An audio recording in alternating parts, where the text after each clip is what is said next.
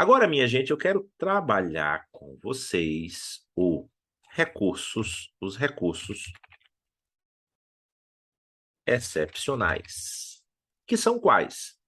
Nós temos o recurso excepcional, tá? Nós temos o recurso excepcional para o STJ, que é o recurso especial. É o recurso para o STJ, Superior Tribunal de Justiça, certo? A gente abrevia ele como RESP, tá, gente? RESP. Abrevia ele como RESP, tá bom? E nós temos a figura do recurso extraordinário,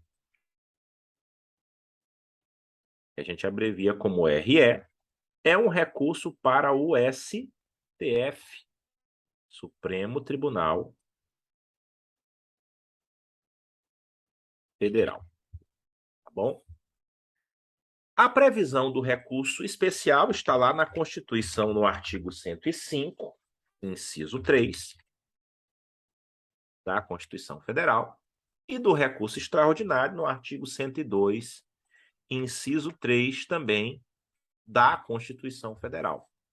Esses dois recursos são previstos na própria Constituição Federal e eles têm uma diferença em relação aos demais recursos que nós estudamos nas aulas anteriores. Eu vou só responder uma pergunta do Pedro que chegou aqui antes de passar para eles.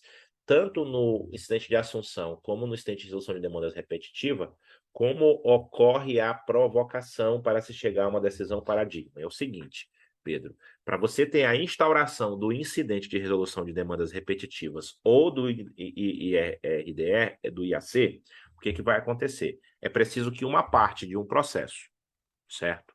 Que tenha aquela controvérsia ali sendo discutida, ou o juiz ou relator de um dos casos, eles requeiram a instauração, ou o Ministério Público, ou a Defensoria Pública também pode requerer, então, é parte, juiz ou relator, Ministério Público ou Defensoria Pública. Eles vão requerer alguém que já está atuando em um processo.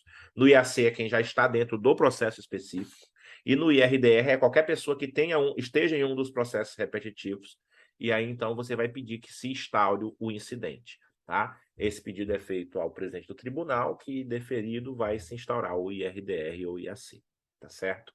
Então, a gente tem essa é a forma de se instaurar o incidente. Depois que o incidente é aceito, aí o colegiado vota e aí você tem a tese firmada, que é a decisão paradigma. Bom? Beleza? Então, vamos lá. Recursos excepcionais. Recursos excepcionais. A nossa questão agora aqui é trabalhar eles. Por que eles se chamam recursos excepcionais? Porque eles, vamos lá aqui, ó, características comuns. O que é comum a esses dois recursos?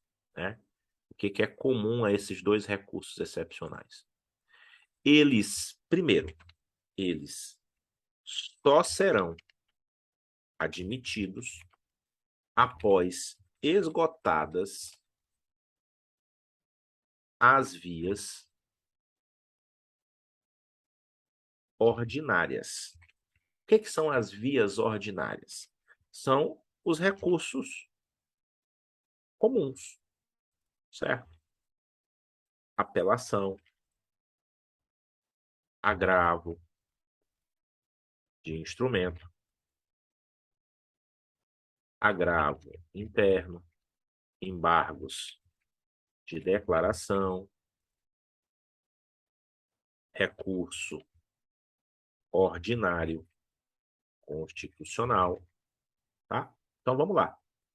Somente depois que não couber mais nenhum dos recursos comuns, eu vou poder usar um recurso especial ou um recurso extraordinário, tá certo?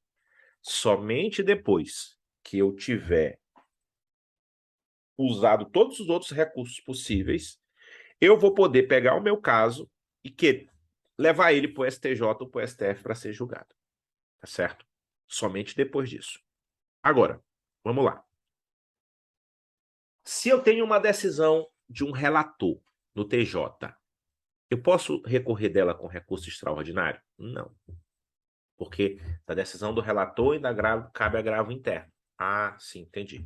Se eu tenho um acordo omisso no TJ, eu posso recorrer? Não, porque do acordo omisso cabe o embargo de declaração. Somente depois que não couber mais nenhum dos outros recursos que nós já estudamos, aí sim eu vou poder usar o recurso especial extraordinário. Gente, para que eu uso o recurso especial e o recurso extraordinário? Eu uso o recurso especial para interpretação da legislação federal. E eu uso o recurso extraordinário para a interpretação da Constituição Federal. O que significa isso? Vou colocar aqui também, ó, disposições comuns. Significa que eles não... Vamos colocar aqui,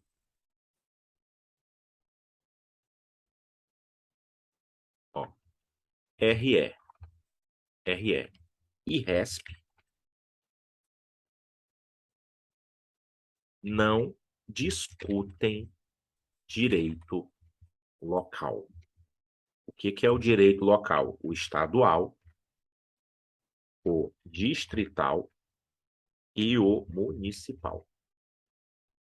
Direito, não discutem direito, vamos colocar assim, ó, exclusivamente local. Porque assim, se eu tiver o conflito entre a interpretação de uma lei local e uma lei federal, aí tem lei federal envolvida. Então eu vou ter discussão no RE ou no RESP. Se eu tiver uma discussão entre uma lei estadual e a Constituição, então eu tenho matéria constitucional. Se eu tiver a discussão entre um decreto estadual e uma lei federal, então eu tenho uma discussão de legislação federal, tá certo? Agora, direito de servidor público municipal, de servidor público estadual, que se discute uma lei municipal ou uma lei estadual aplicável a esses servidores, isso não será objeto de RE ou de RESP. Isso será discutido somente no âmbito dos tribunais locais. Por quê? Porque o RE só discute matéria de Constituição Federal e o RESP só matéria de legislação federal. E o RESP matéria de legislação federal. Tá bom? Outra característica que é comum a esses dois recursos, eles não reapreciam provas e fatos. Recurso especial e recurso extraordinário não reapreciam provas e fatos, mas somente a aplicação do direito.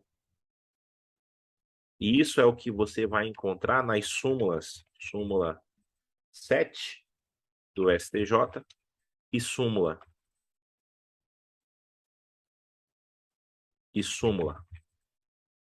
279 do STF. O que essas duas súmulas vão dizer em tese? Vão dizer para a gente o seguinte, ó. Se você quer discutir se o fato ocorreu ou não, essa discussão não cabe ao STJ, não cabe ao STF. Se você quer discutir se a prova testemunhal era uma prova que comprova o fato ou não comprova o fato, se o documento X, o documento Y, ele comprova ou não o fato, essa discussão não deve ser abordada pelo STF ou pelo STJ. Essa discussão ela acaba no TJ ou no TRF, certo? Eventualmente numa turma recursal, se for no âmbito dos juizados especiais. No STF e no STJ, você vai discutir o quê? Você vai discutir somente a aplicação da lei federal, a aplicação da Constituição. Se o fato foi dito que aconteceu dessa forma, então acabou. O fato aconteceu dessa forma e nós não vamos rediscuti-lo. Nós vamos fazer o quê? Nós vamos apenas ver se foi ou não aplicada corretamente a interpretação àqueles fatos que foram debatidos. Tá bom? Outra característica comum desses dois recursos. Os dois recursos possuem o pré-questionamento, vou até colocar em negrito aqui, ó, o pré-questionamento, como requisito, em maiúsculas, na verdade, requisito formal de admissibilidade. Os dois recursos possuem o pré-questionamento como requisito formal de admissibilidade. E o que é pré-questionamento? O que é o pré-questionamento? O pré-questionamento é o seguinte: a matéria que você quer debater precisa ter sido pré-questionada na decisão anterior que você está recorrendo. Então vamos lá. Imagina comigo o seguinte: eu estou recorrendo para o STF para questionar o artigo 37 da Constituição.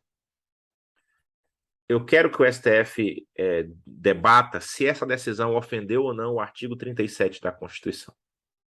Para que eu possa levar um recurso extraordinário ao STF, para que eu possa levar um recurso extraordinário ao STF para debater o artigo 37 da Constituição, o artigo 37 da Constituição tem que ter sido debatido lá na decisão que eu estou recorrendo.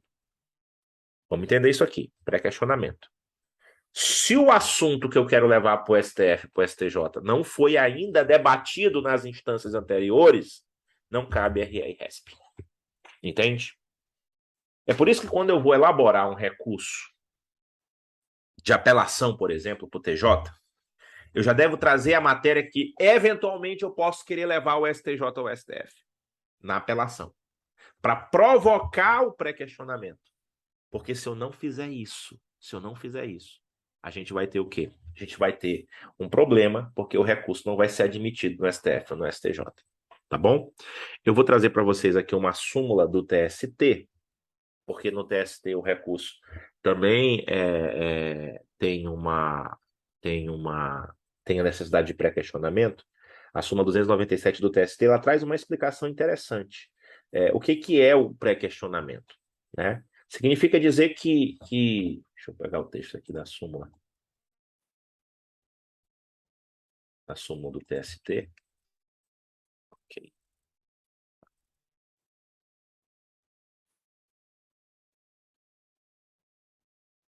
Ó, súmula do TST sobre pré-questionamento.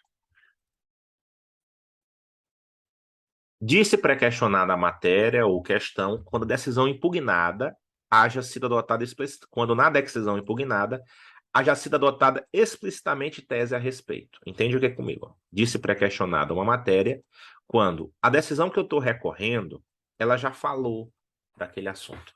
Então, isso é o pré-questionamento, certo? Isso é o pré-questionamento. Também tem a possibilidade do pré-questionamento ficto, que também é previsto no nosso CPC no artigo 1025, e aqui a súmula do TST fala sobre ele, ó. Considera-se pré-questionada a matéria quando a questão jurídica invocada no recurso principal sobre o qual se omite o tribunal continua omisso em caso de embargo de declaração. Vamos entender o que é isso aqui. Então vamos lá. Eu quero explicar o pré-questionamento para vocês entenderem. Vamos lá. É o seguinte. Imagina que eu tenho aqui ó, um acórdão do Tribunal de Justiça do Maranhão. Eu tenho um acórdão do Tribunal de Justiça do Maranhão. Esse acórdão, ele não aborda o artigo 37 da Constituição. Professor, mas eu quero recorrer para o STF para discutir o artigo 37 da Constituição. Atenção. Se o acórdão, a decisão do Tribunal do Maranhão, não discorreu sobre o artigo 37 da Constituição, então você não pode levar para o STF seu processo. Tem o que eu fazer? Tem. Então vou fazer o seguinte. Quando a decisão está omissa, eu faço o quê? Eu entro com embargos de declaração. Então eu vou entrar com embargo de declaração requerendo o pré-questionamento do artigo 37. Eu vou querer o quê? Que o Tribunal do Maranhão fale sobre o artigo 37. Por que ele não foi adequadamente aplicado ao meu caso? Aí vou ter o quê? Um novo acórdão. Um acórdão do embargos. Então, eu terei o quê? Um novo acórdão. Esse novo acórdão, ele vai abordar o artigo 37. Ele vai abordar direta ou indiretamente. Direta se o texto falar do artigo 37. Indiretamente, se o texto entender que não teve omissão e não falar do artigo 37, aí eu já terei pré-questionado a matéria fictamente, que é o que diz o artigo 1025 do CPC, certo? E também a súmula 297 do TST. Ok? Então, isso é o pré-questionar a matéria. O que é o pré-questionamento, então? Vou até colocar aqui em cima para vocês, apesar da súmula falar sobre isso. O que é o pré-questionamento? Só é possível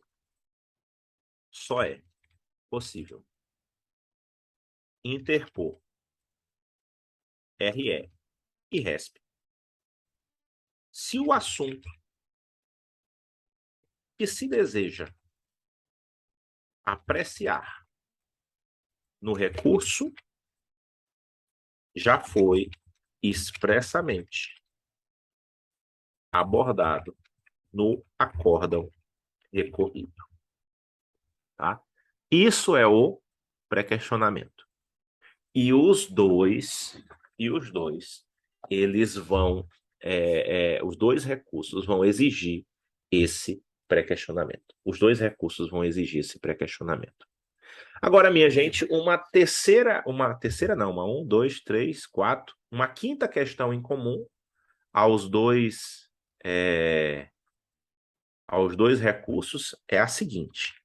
Uma quinta questão em comum aí aos dois recursos é a seguinte. Imagina comigo assim. Esses dois recursos, o recurso especial e o recurso extraordinário, eles são recursos que não servem para apreciar qualquer tipo de questão. Eles são recursos que você vai levar para o Tribunal Superior, para o STJ ou para o STF, apenas para que eles apreciem processos que são relevantes coletivamente. O que você precisa entender?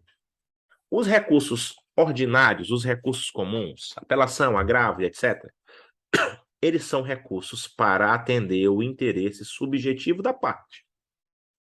Agora, os recursos para o STJ e para o STF, eles são recursos que servem para quê? Para uniformizar a jurisprudência, para dar um tratamento isonômico do direito a todo o país. Eles são recursos que servirão para quê?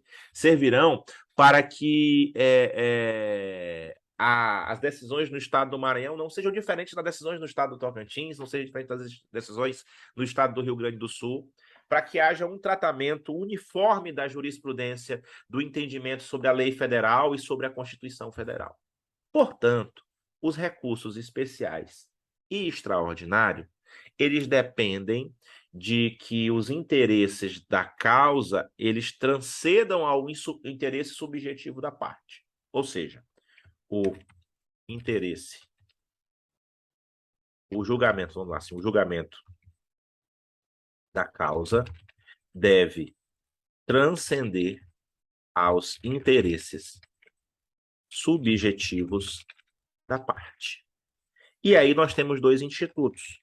No STF eu vou ter o Instituto da Repercussão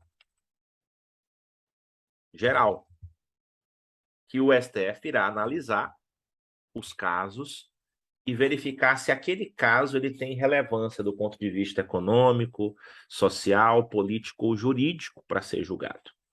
E agora nós temos também no STJ, incluído recentemente pela emenda constitucional, deixa eu te deixar aberto aqui, número 125 agora de 2022, já agora no meio do ano, nós temos o filtro de relevância, que é uma semelhante à repercussão geral, que já existia no recurso extraordinário, que diz o seguinte, incluído lá no parágrafo 2º do artigo 105, inciso 3, né, prevê agora o seguinte, no recurso especial, o recorrente deve demonstrar a relevância das questões de direito federal infraconstitucional discutidas no caso, nos termos da lei, a fim de que a admissão do recurso seja examinada pelo tribunal o qual somente pode deles não reconhecer, com base nesse motivo, pela manifestação de 2/3 dos membros do órgão competente para o julgamento.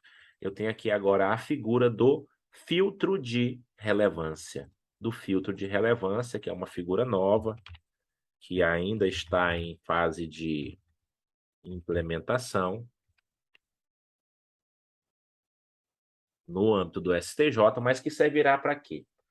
Servirá para que o STJ selecione os recursos que vai julgar e não julgue qualquer caso. Assim como o STF pode selecionar os recursos que vai julgar, entendendo que só devem ser julgados os recursos que têm repercussão geral, o STJ também vai poder adotar essa medida. Agora, eu só quero trazer para vocês aqui uma observação. O STF, o entendimento interno do STF é o seguinte: pela redação da Constituição, a gente poderia pensar o quê?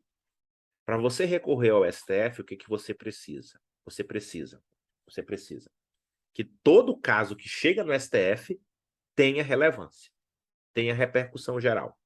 O STF só julgaria casos com repercussão geral. Entretanto, na prática, o STF não seguiu esse raciocínio. O STF adota o seguinte entendimento: quando ele vai julgar um caso, ele olha o recurso, o relator olha o recurso, e olha para o recurso e diz o seguinte: ó, neste recurso eu vou usar repercussão geral e neste eu não vou usar. Por quê? Porque ele vai ter uma possibilidade de julgar mais recursos, mas nos que ele escolhe usar a repercussão geral, a decisão do recurso ela será aplicada de forma vinculante a todos os jurisdicionados. Então, entenda comigo uma coisa. A ideia inicial era de que só chegasse para ser julgado no STF aquele caso que tivesse repercussão geral. E o que fosse decidido naquele caso passasse a ser aplicado para todos os casos pendentes de julgamento. Entretanto, na prática, o STF e os relatores adotaram a seguinte postura: quando chega um caso novo, eles vão selecionar alguns para analisar se tem ou não repercussão geral. E os outros eles serão julgados normalmente, mesmo que não seja demonstrada, sem ser analisada a repercussão geral. Qual é a diferença? Quando ele julga um caso com análise de repercussão geral, esse caso se torna vinculante. Quando ele julga um caso sem análise de repercussão geral, esse caso é só mais um caso julgado e ele não é vinculante para outros processos. Talvez isso seja a sistemática que o STJ vai usar no filtro de relevância ou não, né? Essa é uma postura prática do STF, que o STF adotou para não barrar todos os casos que chegassem lá, ele adotou essa postura, beleza? Por fim, tanto o recurso especial quanto o recurso extraordinário, ó, o RE e o RESP, permitem o julgamento de casos repetitivos. Ou seja, é escolhido um ou mais recursos para representar uma controvérsia. Quando há um caso que chegou muito recurso no STF ou chegou muito recurso no STJ sobre aquele assunto, o que eles fazem? Eles escolhem um ou um grupo de recursos para representar aquele problema, aquela controvérsia, certo? Os recursos escolhidos são julgados, enquanto os outros ficam sobrestados.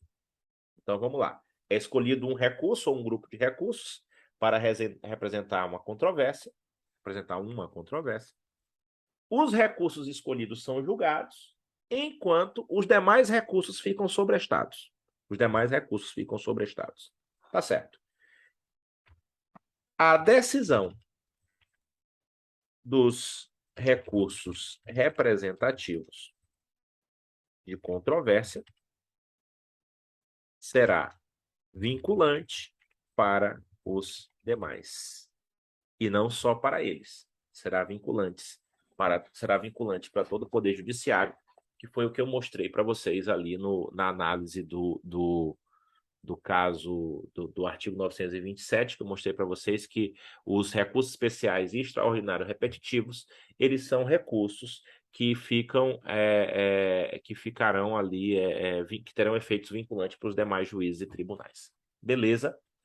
Agora, para a gente fechar aqui esse estudo do recurso especial e do recurso extraordinário, vendo essas questões que são comuns aos dois recursos, eu vou trazer para vocês aqui uma tabela que eu preparei. Né? Essa tabela está aqui, não sei se vai ficar bem visível aqui na projeção, mas depois ela vai estar no material e você vai poder, mas acho que deu certo, tá? E aí você vai poder analisar ela com mais atenção. Mas vamos lá.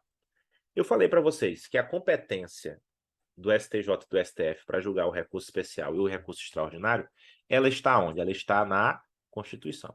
Ela está na Constituição. Artigo 105, artigo 105 e artigo 102. E o que se julga? Quando é que eu posso... Perdão, vamos lá. Cabimento. Né? Quando é que eu posso recorrer para o STF e para o STJ? Eu posso recorrer para o STJ de dois lugares.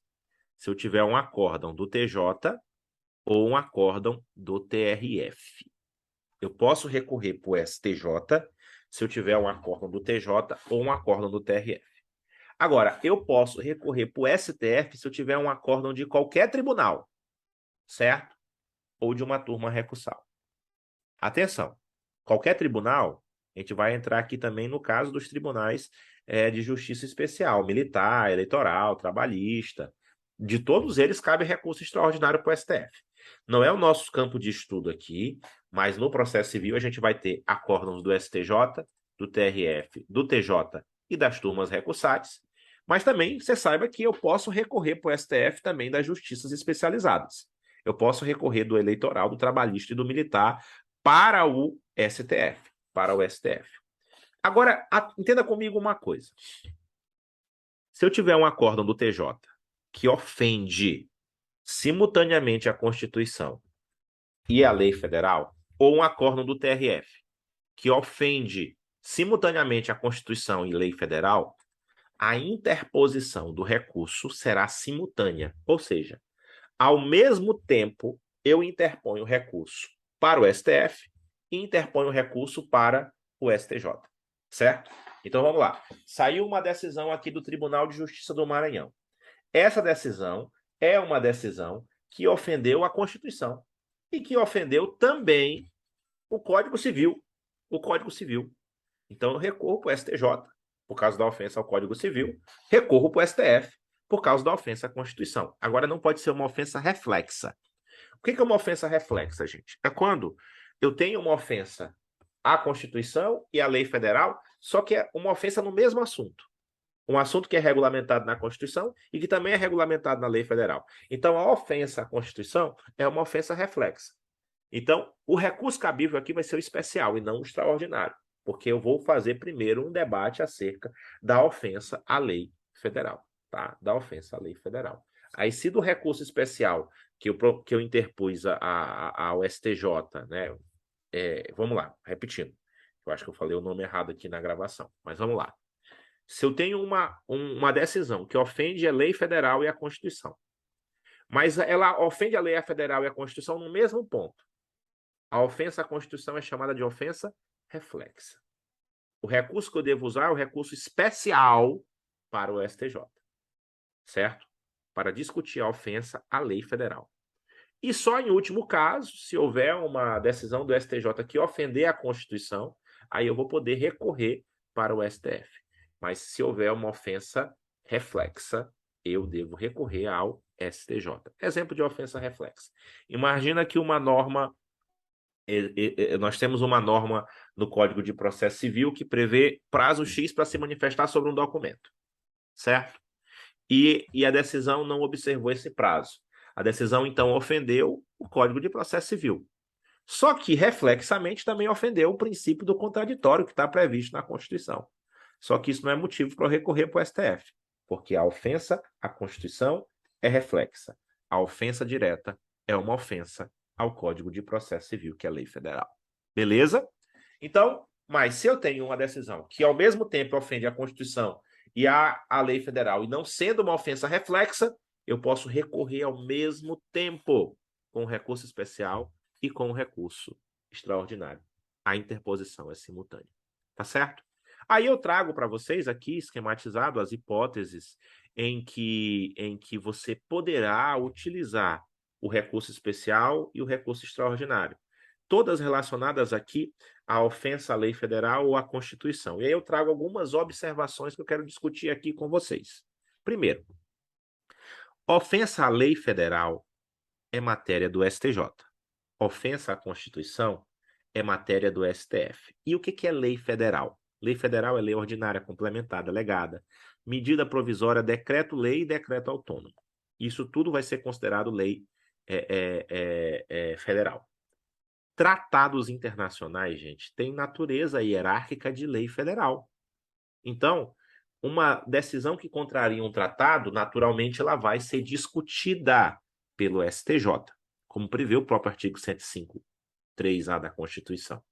Entretanto, se você tiver um tratado ofendido, mas esse tratado for um tratado de direitos humanos, o recurso será para o STF, o recurso extraordinário, e não um recurso especial. Então, sobre tratado. Tratado de direitos humanos, STF. Tratado não de direitos humanos, STJ. Tá bom? Beleza? Ficou claro? Até porque a hierarquia do tratado não é hierarquia de lei. O Tratado de Direitos Humanos ele tem hierarquia supralegal ou constitucional, dependendo da forma que ele foi internalizado. Beleza? Lei federal, STJ. Tratado. Tratado que não é de direitos humanos, STJ. Tratado de Direitos Humanos, STF. Constituição, STF. STF. Decisões que declaram uma lei inconstitucional. Como discutiu se a lei era constitucional ou não, como interferiu na seara de competência do STF, então eu vou ter ali recurso para o STF. Então, decisão que declara a lei inconstitucional vai para o STF. Agora, minha gente, eu tenho aqui no artigo 105.3b e no artigo 102.3c e d, eu tenho as seguintes situações. Quando eu tenho conflito entre lei local e lei federal, ou lei local e Constituição, ou ato local e lei federal, ou ato local e Constituição. E aí forma-se assim uma grande confusão. Eu acho que vou até colocar isso aqui embaixo de uma forma mais organizada para a gente falar. Tá? Vamos ver aqui, ó. Se eu tenho uma decisão que confronta, lei local e lei federal, e nesta decisão prevalece a lei local, eu irei impugnar, né? Vamos lá, lei local e lei federal. Quem ganhou? Quem ganhou foi lei local. Aqui, ó. Quem ganhou foi lei local. Assim, ganhou, só para a gente entender. Eu vou usar qual recurso? Eu vou usar um recurso extraordinário para o STF. Se eu tenho um confronto entre lei local e ela ganhou, com a Constituição Federal, eu vou usar o quê? Um recurso extraordinário para o STF. Se eu tenho um confronto entre ato de governo local, com a lei federal, e o ato de governo local ganha esse confronto, ganhou. Eu vou já voltar aqui para explicar o que é esse ganhou, tá? Eu vou usar recurso especial para o STJ. Agora, se eu tiver um ato de governo local em confronto com a Constituição, e esse ato de governo local em confronto com a Constituição, ele prevalece, certo? Eu vou ter recurso extraordinário para o STF. Recurso extraordinário para o STF. Vamos entender o que eu estou falando do ganhou. Às vezes você tem conflito de normas, um conflito aparente de normas, as antinomias. O que é uma antinomia? Eu entendo que deve aplicar a lei A ou a lei B, a lei C ou a lei D. E isso é o quê? Uma antinomia. Não se sabe qual lei vai se aplicar ao caso. Se surgir num processo uma antinomia, vamos lá, antinomias. Surgiu no processo uma antinomia. Uma lei local. O que é lei local, gente? Lei estadual ou municipal.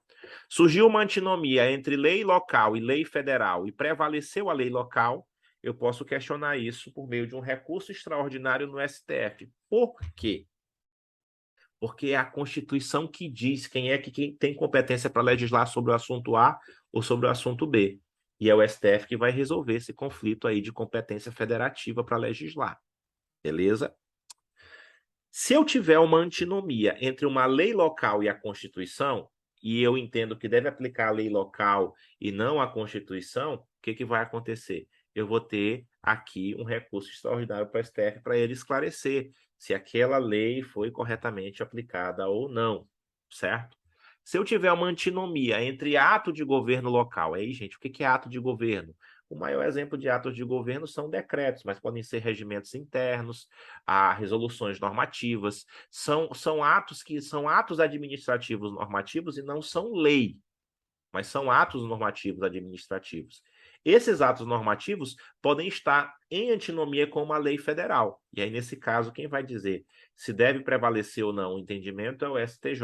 Agora, se eu tiver um ato de governo local contestado aí em face da Constituição, e este ato prevaleceu, o STF é que vai decidir se essa antinomia deve prevalecer ou não. Então, a Constituição, no artigo 103, 105, inciso 3, letra B, e no artigo 102, inciso 3, letra C e letra D, elas vão tratar de antinomias em julgados. Quando um julgado for resolver uma antinomia e ele prevalecer a lei local ou o ato de governo local em face de lei federal ou em face da Constituição, ele vai trazer quem é que julga aquele recurso para debater aquela antinomia. Beleza?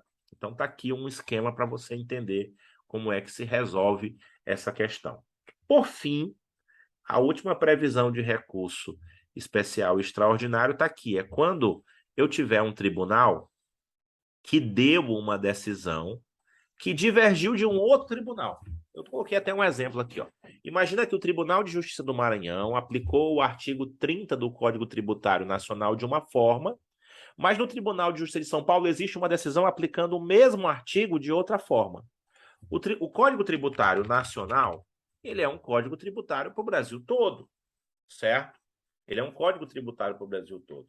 Então, se eu tenho uma decisão que aplica o Código Tributário de uma forma e uma decisão que aplica o Código Tributário de uma outra forma, em estados do mesmo Brasil que devem usar a mesma lei, isso pode ser um fundamento para eu interpor um recurso especial ou um recurso extraordinário. Beleza? Então, tá aí as hipóteses de cabimento, esse esquema nesse quadro temático aqui para vocês, de forma a vocês visualizarem quando é que se usa um, quando é que se usa outro recurso, se atentando às questões que são questões comuns aos dois recursos. O prazo de interposição dos dois recursos, prazo legal de 15 dias do Código de Processo Civil. Lembrando que estes recursos só são usados de forma excepcional. E aonde é que eu devo interpor esses recursos? A interposição deles é feita perante o presidente. Vou até colocar aqui nas disposições comuns também, ó. A interposição do RE ou do RESP é feita perante o presidente ou vice do tribunal de origem. Do tribunal de origem. Ou seja, do TJ ou do TRF ou dependendo do caso aí da turma recursal e etc. Esse presidente vai fazer o juízo de admissibilidade e enviar ou não o recurso especial para o Tribunal Superior apreciar. Beleza? Então tá aqui as considerações sobre os nossos recursos especial e recurso extraordinário.